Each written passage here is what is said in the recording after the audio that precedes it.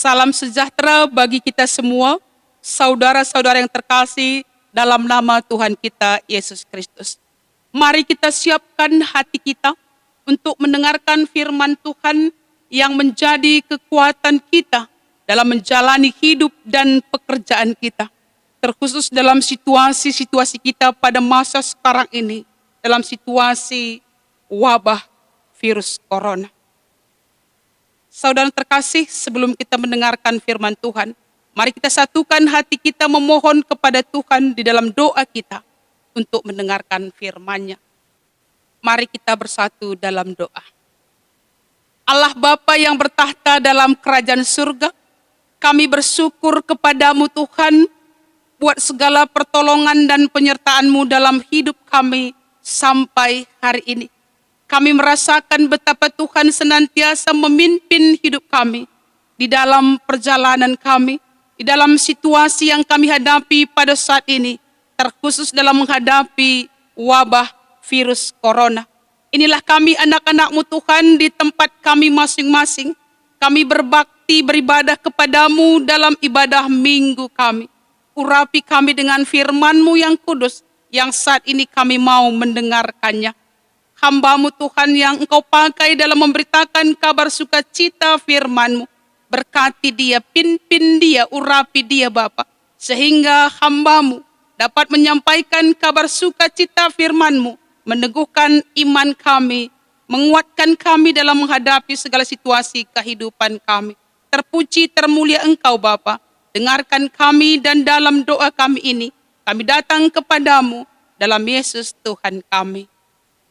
Amin. Saudara terkasih, firman Tuhan yang menjadi renungan kita, yang menjadi khotbah, diambil dari Markus 11 ayat 1 sampai 11. Demikian firman Tuhan. Yesus dielu-elukan di Yerusalem.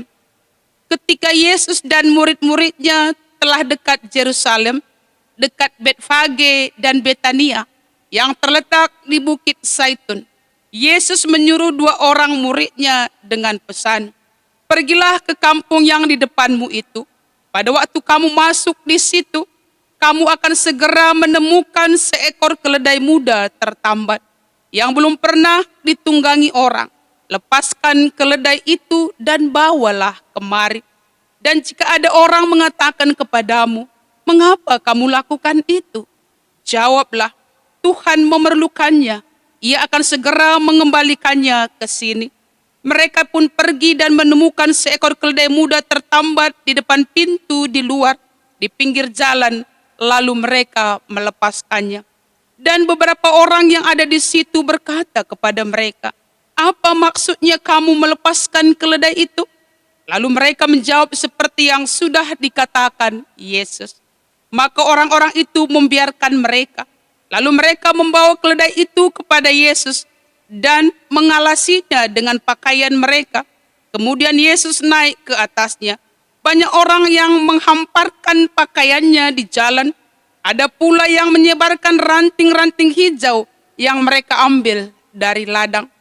Orang-orang yang berjalan di depan dan mereka yang mengikuti dari belakang berseru, 'Hosana, diberkatilah dia yang datang di dalam nama Tuhan. Diberkatilah kerajaan yang datang, kerajaan Bapa kita Daud. Hosana di tempat yang maha tinggi.' Sesampainya di Yerusalem, ia masuk ke bait Allah. Di sana ia meninjau semuanya. Tetapi sebab hari sudah hampir malam, ia keluar ke Betania bersama dengan ke-12 muridnya." Demikian firman Tuhan. Saudara terkasih, dalam nama Tuhan kita Yesus Kristus, yang menjadi tema pada hari ini adalah mengikut Yesus. Entah mengikutkan Yesus. Sebelum saya memulai khotbah ini, saya mau mengajak kita semua menyanyikan sebuah lagu rohani yang berjudul "Mengikut Yesus Keputusanku." Kita bisa bernyanyi bersama. Mengikut Yesus keputusanku, mengikut Yesus keputusanku, mengikut Yesus keputusanku, ku tak ingkar, tetap ku ikut walau sendiri, tetap ku ikut walau sendiri, tetap ku ikut walau sendiri, ku tak ingkar, ku tak ingkar. Mengikut Yesus harus menjadi keputusan pribadi. Bukan boleh asal ikut begitu saja, apalagi menjadi ikut-ikutan. Mengikut Yesus harus dengan penuh kesadaran pribadi. Mengikut Yesus menjadi komitmen kita sebagai orang percaya. Sangat relevan saudara terkasih dengan situasi kita pada saat sekarang ini. Dengan menghadapi wabah virus corona. Yang kalau kita bertanya satu dengan yang lain tentang situasi kita ini.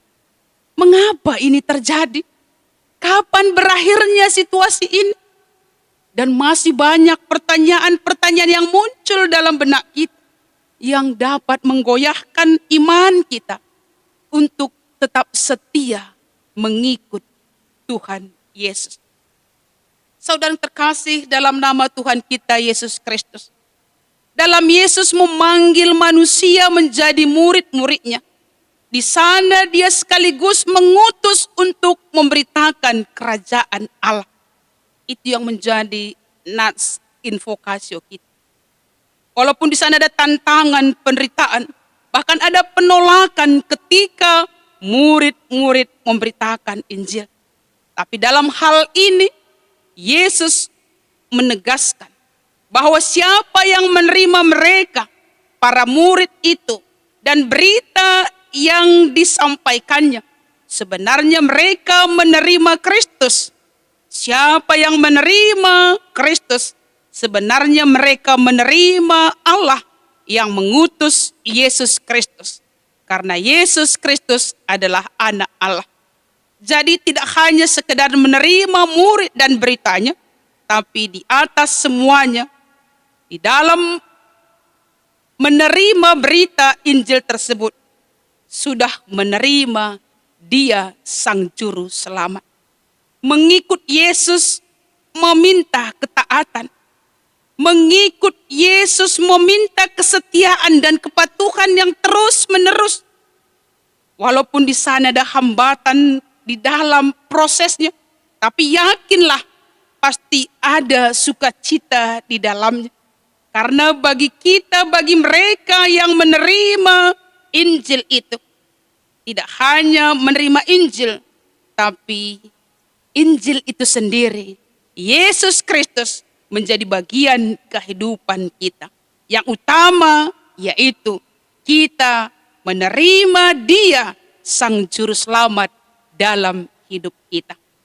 Saudara yang terkasih, Yesaya 52 ayat 7 sampai 12 yang menjadi bacaan kita. Entah bisa jadi ogenta, nurikan, menyatakan bagaimana Yesaya menubuatkan keselamatan dari Tuhan bagi Sion, bagi orang Yehuda yang berada di dalam pembuangan. Betapa indahnya, betapa sukacitanya kedatangan pembawa berita damai. Pembawa kabar baik, kabar keselamatan dari Tuhan bagi umatnya yang terjajah. Dia datang kembali ke Sion setelah 70 tahun Allah membawa mereka kembali ke Yerusalem. Ayat 12 bacaan kita. Allah berjalan di depan bangsanya dan berjaga di belakang mereka. Itulah kasih setia Tuhan bagi bangsanya. Dalam renungan kita, bagaimana Yesus memasuki Yerusalem dan banyak orang mengikut dan menyambut Dia dengan sukacita dan sorak-sorai dengan sangat meriah. Yesus dalam ketaatannya kepada Bapanya di sorga pergi ke Yerusalem, tempat Dia akan ditangkap dan divonis mati. dia tetap pergi ke sana. Walaupun sekalipun maut menanti dia di sana. Dia datang ke sana dengan mengendarai keledai muda yang adalah lambang kerendahan hati. Tidak menunggangi seekor kuda, lambang kekuatan dan kekuasaan. Banyak orang yang mengikut Yesus, banyak orang yang menyambut dia. Mereka dengan sorak-sorai, bahkan ada yang meletakkan ranting-ranting di jalan, membuka pakaian mereka meletakkan di jalan. Mereka berseru dan berkata, Hosanna, diberkatilah dia yang datang dalam nama Tuhan. Diberkatilah kerajaan yang datang, kerajaan Bapa kita Daud. Hosanna di tempat yang maha tinggi. Ternyata saudara terkasih, di dalam motivasi penyambutan itu mereka menyambut Tuhan Yesus, mengikut dia, karena mau menjadikan Yesus sebagai Mesias politik. Supaya Yesus melepaskan mereka dari penjajahan kerajaan Romawi. Saudara terkasih, ternyata mereka tidak bisa melihat, menangkap simbol yang dipakai oleh Yesus ketika datang. Yang dipakai Yesus yaitu seekor keledai, lambang kerendahan hati, bukan kekuasaan, bukan satu kekuatan. Saudara yang terkasih, motivasi kita perlu kita murnikan dalam mengikut Yesus. Mengikut Yesus adalah mengubah hati dan pikiran kita seturut dengan kehendak Tuhan. Mengikut Yesus supaya kita berkenan kepadanya. Bukan karena kebaikan kita, tapi karena pertolongan Tuhan. Saudara terkasih, dalam nama Tuhan kita Yesus Kristus, kita telah sampai di Minggu Pasion yang ketujuh. Minggu Pasion yang terakhir, yang kita sebut dengan Minggu Palmarum, Minggu Lambe. Terkhusus pada saat ini, dalam situasi Minggu Pasion, Minggu Kiniseran, Minggu penderitaan yang terakhir ini, bagaimana kita mengimani Yesus dalam kehidupan kita. Di dalam Minggu Pasion terakhir ini, kita diajak untuk tetap setia mengikut dia. Setelah Minggu Pasion ini, selanjutnya kita memasuki rangkaian ibadah Prapaskah yang dimulai dengan Kamis Putih, Jumat Agung, Sabtu Pengharapan, sampai Hari Paskah. Saudara, seperti Tuhan Yesus, tetap setia taat sampai akhirnya, dia menang dari situasi penderitaan, situasi maut. Dia memberikan kehidupan kepada kita. Walaupun rangkaian ibadah ini tidak bisa kita laksanakan di tengah-tengah situasi kita pada saat ini, tidak bisa kita laksanakan secara bersama di tengah-tengah gereja kita dalam situasi kondisi menghadapi wabah virus corona ini. Bagaimana kita di sana? Tidak mengurangi ketaatan kita, menyembah dia, juru selamat kita, mengikut Yesus dengan setia. Mengikut Yesus berarti mengambil posisi di belakang Yesus. Jangan sekali-sekali mendahului dia. Mengikut Yesus adalah keputusan dan tindakan yang terus-menerus. Komitmen pribadi yang teguh, setia mengikut dia. Mengikut Yesus tidak boleh dengan syarat. Artinya, kalau sesuai dengan hati, ikut. Kalau tidak, ya mundur. Bukan seperti itu. Mengikut Yesus justru harus menyangkal diri, pikul salib. Dan supaya kita tetap setia mengikut dia, kita harus tinggal di dalam dia. Yohanes 15 ayat 5. Barang siapa tinggal di dalam aku, dan aku tinggal di dalam dia, ia berbuah banyak. Hanya ketika kita tinggal di dalam dia, kita mampu mengikut Yesus dengan setia. Saudara yang terkasih dalam nama Tuhan kita Yesus Kristus, walaupun ada konsekuensi dalam mengikut Yesus. Umpamanya, kita tidak populer, ada yang memusuhi kita. Muncul berbagai penderitaan yang kita hadapi ketika kita setia mengikut Tuhan. Tapi bagi kita, saya dan saudara semua, ketika itu terjadi, pilihan terbaik kita mengikut Yesus sebagai pilihan utama. Mari kita tenang, tetap waspada, tinggal di rumah sesuai dengan aturan di dalam menghadapi situasi sekarang ini. Berpikiran positif, semangat, jangan takut, yakin dan percaya. Di dalam kuasa Tuhan Yesus, semuanya dapat kita jalani, semuanya dapat kita nikmati di dalam iman percaya kita. Dengan mengikut Yesus kita beroleh hidup damai. Dengan mengikut Yesus kita beroleh hidup sukacita. Dengan mengikut Yesus kita beroleh keselamatan yang kekal di dalam kehidupan keluarga kita, pekerjaan kita, begitu juga dalam setiap langkah-langkah yang mau kita jalani di dalam kehidupan kita. Terpuji Tuhan, tetap setia mengikut Dia. Susah entah senang, tetap ikut Yesus. Amin, kita berdoa. Terima kasih Tuhan, firman-Mu sudah kami dengarkan. Kami berbahagia pada saat ini. Masih Tuhan perbolehkan mendengarkan firman-Mu yang menjadi kekuatan kami. Panggilan untuk mengikut Engkau. Inilah yang menjadi kekuatan kami dalam segala situasi yang kami hadapi pada saat ini. Tuhan, urapi kami, kuatkan kami, sehingga apapun situasi kami, apapun yang kami hadapi, penderitaan, godaan, tantangan yang menggoda kami dalam mengikut Engkau, semuanya kami dapat kalahkan, semuanya kami dapat lewati, hanya pertolongan Tuhan. Terpuji Engkau Bapa, di dalam kehidupan kami, di dalam ibadah minggu kami, walaupun kami laksanakan di tempat kami masing-masing, tidak mengurangi penyembahan kami kepadamu. Inilah kami anak-anak-Mu Tuhan. Engkau melihat bagaimana hidup kami, pekerjaan kami, keluarga kami, situasi kami saat ini. Dan kami yakin percaya dalam kuasa Tuhan, semuanya ini dapat kami jalani dengan penuh sukacita, damai sejahtera yang datangnya daripadamu.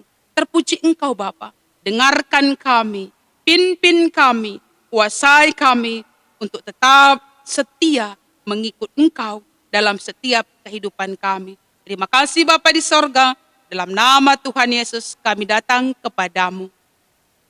Amin. Jua-jua bantai kerina. Mengikut Yesus keputusanku, mengikut Yesus keputusanku, mengikut Yesus keputusanku, ku tak ingkar, ku tak ingkar.